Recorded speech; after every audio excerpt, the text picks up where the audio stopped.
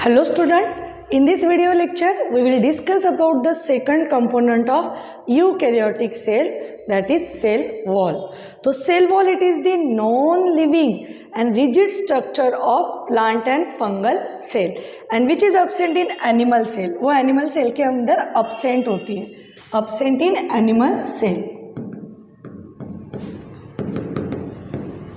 Animal cell.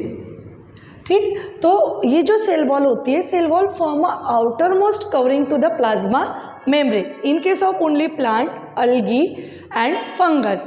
तो animal cell के अंदर जो भी आउटर मोस्ट लेयर होंगी वो कौन सी होंगी? Only plasma membrane. तो plasma membrane is a delimiting structure in case of the animal cell. तो plasma membrane is डीलिमिटिंग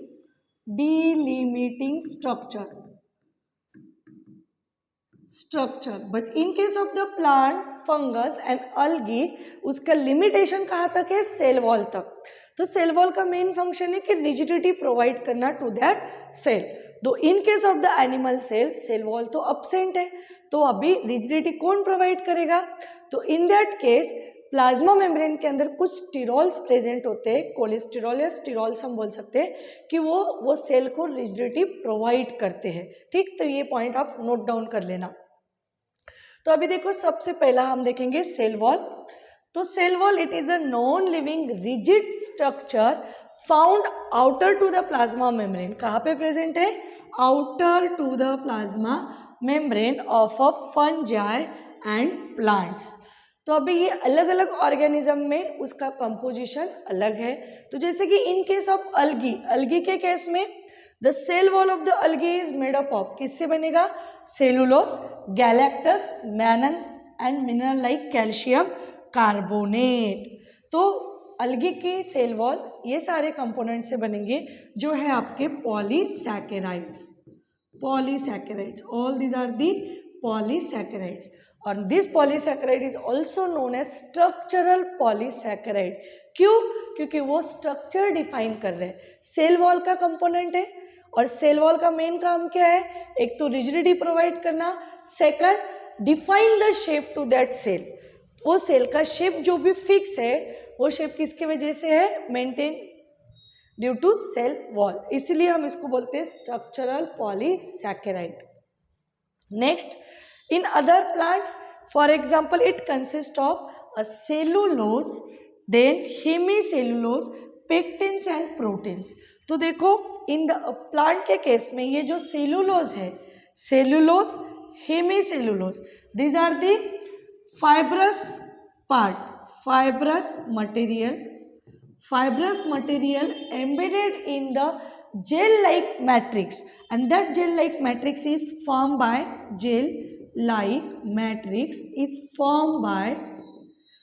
pectins and proteins. तो ये जो प्लांट के केस में जो सेल वॉल होंगी जनरली किससे बनी रहेंगी? Fibrous material embedded in the gel like matrix. And fibrous material is consist of cellulose and hemicellulose. Cellulose क्या है? It is a linear polysaccharide.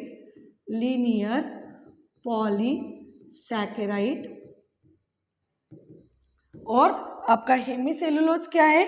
It is the branch polysaccharide. Branch polysaccharide. Polysaccharide मतलब किससे बनेंगे? Number of glucose residues से बनेंगे. ये भी आपके ग्लूकोज रेसिड्यूज से बनेंगे, लेकिन ये ब्रांच है और ये लीनियर मतलब अनब्रांच है. It is unbranch. ठीक, और ये एक मैट्रिक्स में प्रेजेंट रहेंगे. तो जैसे इसका मैं एक स्ट्रक्चर आपको बना के दिखाती हूँ. तो this is glucose molecule linearly arrange और द फॉर्म ऑफ एक चेन बनेगा, उसको हम बोलेंगे सेलुलोज. ऐसे नंबर ऑफ सेलुलोज मॉलिक्यूल क्या होते हैं? अरेंज होते हैं in the form of bundles, and that bundle is known as microfibrils. उस बंडल को हम क्या बोलेंगे? माइक्रोफाइब्रिल्स. इस तरीके से. ठीक, दिस इज माइक्रोफाइब्रिल्स. और ये माइक्रोफाइब्रिल्स किससे बनते हैं? सेलुलोज से. यहाँ पे क्या प्रेजेंट है आपके? Number of cellulose. These are cellulose. About 36 cellulose से बनेगा एक माइक्रोफाइब्रिल्स, और there are number of microfibrils, there are such number of microfibrils. तो यहाँ पे भी एक और माइक्रोफाइब्रिल्स होगा, यहाँ पे भी एक इस तरीके से माइक्रोफाइब्रिल्स होगा, और ये सारे माइक्रोफाइब्रिल्स, देखो ये सारे माइक्रोफाइब्रिल्स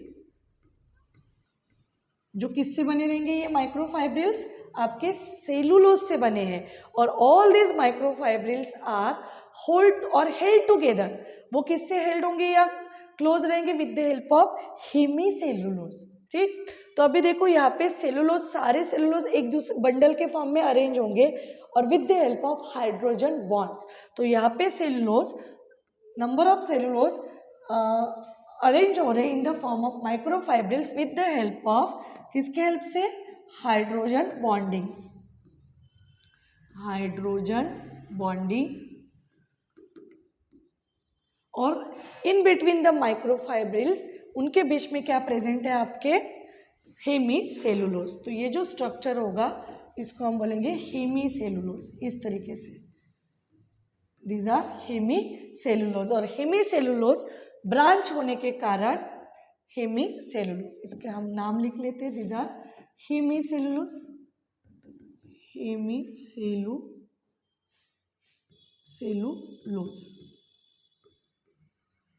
ठीक, और in between this microfibril the space is occupied by, और स्पेस इज फिल्ड बाय, उसके अंदर क्या प्रेजेंट रहेगा आपका, पेक्टिन्स एंड प्रोटीन्स।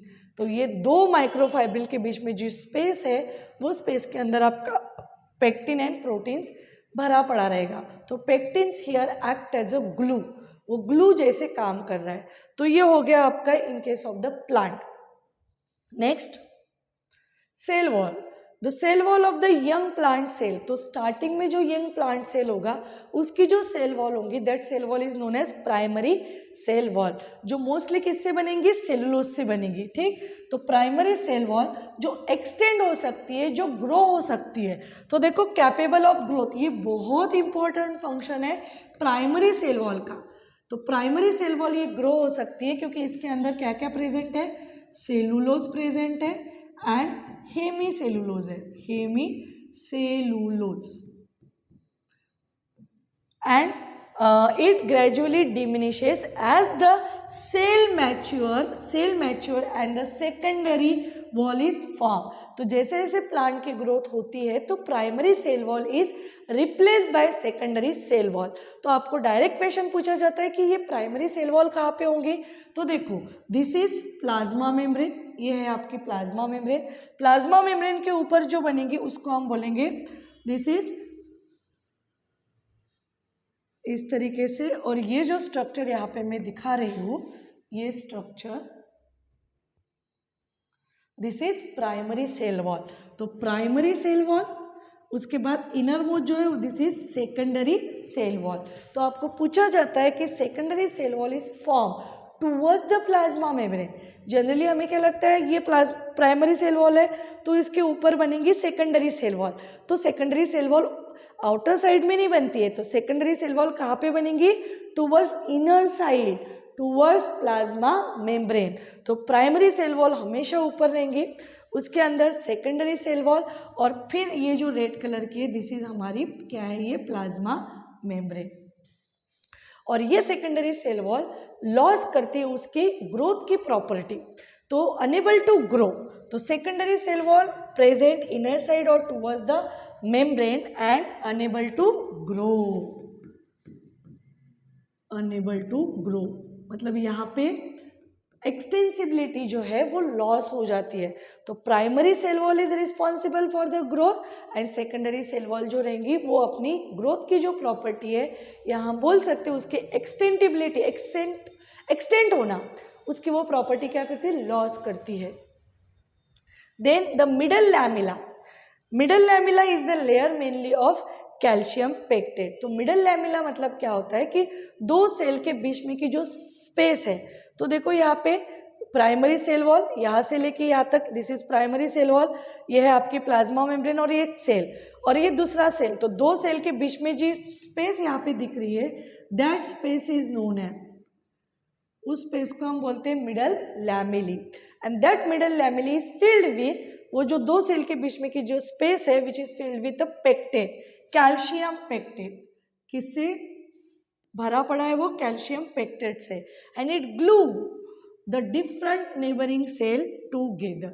ठीक, तो उसके अंदर जो कैल्शियम पेक्टेट है वो नेबरिंग सेल को साथ में होल्ड करने में उसको हेल्प करता है। तो यहाँ पे एक चीज़ और नोट डाउन कर लेना आप कि सेकेंडरी वॉल जो ग्रो नहीं हो सकता है, क्यों? क्योंकि उसके अंदर सेलुलोज का कंटेंट बढ़ता है और उसके अंदर लिग्निन का भी इनकॉर्पोरेशन होता है। तो सेकेंडरी सेल वॉल के अंदर क्या क्या प्रेजेंट रहेगा आपका? सेलुलोज मोर, बहुत ज़्यादा सेलुलोज, एंड लिग्निन। लिग्निन का इनकॉर्पोरेशन होगा इन सेकेंडरी सेल वॉल। इसकी वजह से वो नॉन लिविंग हो जाता है और वो एक्सटेंड नहीं हो सकता है, ग्रो नहीं हो सकता है। Next, the cell wall and middle lamella में be a transverse by, transverse मतलब दो cell, suppose this is first cell और ये हमारा है सेकंड सेल, तो ये जो प्लाज्मा मेम्ब्रेन है ये हम बोल सकते हैं ये सेल वॉल। तो सेल वॉल और इनके बीच में की जो स्पेस यहाँ पे दिख रही है that space is known as, ये स्पेस उसको हम बोलेंगे मिडल लैमेला। तो सेल वॉल और मिडल लैमेला के बीच में transverse, cell wall and middle lamella में भी ट्रांसवर्स बाय द प्लाज्मोडेस्माटा। तो ये दो सेल के बीच में का जो ये ब्रिज यहाँ पे आपको दिख रहा है, दैट ब्रिज और that connection is known as plasmodesmata which connect the cytoplasm of the neighboring cell।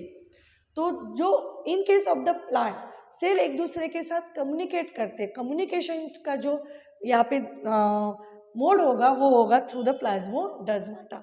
तो प्लाज्मोडेस्माटा मतलब डायरेक्ट साइटोप्लाज्म दो नेबरिंग सेल का कनेक्ट है। ठीक, और यहाँ पे उस प्लाज्मोडेस्माटा के थ्रू मॉलिक्यूल्स की क्या होती है? मूवमेंट होती है बिटवीन द टू सेल।